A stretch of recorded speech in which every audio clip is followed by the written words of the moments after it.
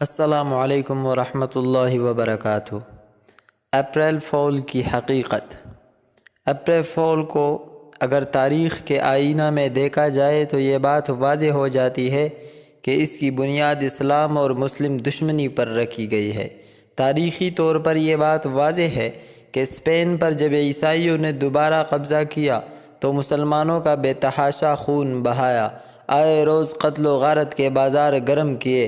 بالآخر بادشاہ فرڈینڈ نے عام اعلان کروایا کہ مسلمانوں کی جان یہاں محفوظ نہیں، ہم نے انہیں ایک اور اسلامی ملک میں بسانے کا فیصلہ کیا ہے۔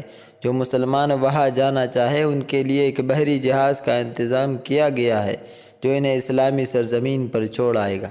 حکومت کے اس اعلان سے مسلمانوں کی کثیر تعداد اسلامی ملک کے شوق میں جہاز پر سوار ہو گئی۔ جب جہاز سمندر کے عین درمیان میں آ پہنچا تو فرڈینڈ کے فوجیوں نے جہاز میں بذریعہ بارود سوراخ کر دیا اور خود وہاں سے بحفاظت بھاگ نکلے۔ دیکھتے ہی دیکھتے پورا جہاز غرقاب ہو گیا۔ عیسائی دنیا پر اس پر بہت خوش ہوئی اور فرڈینڈ کو اس شرارت پر داد دی۔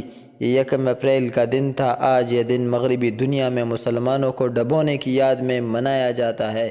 یہ ہے اپریل فول کی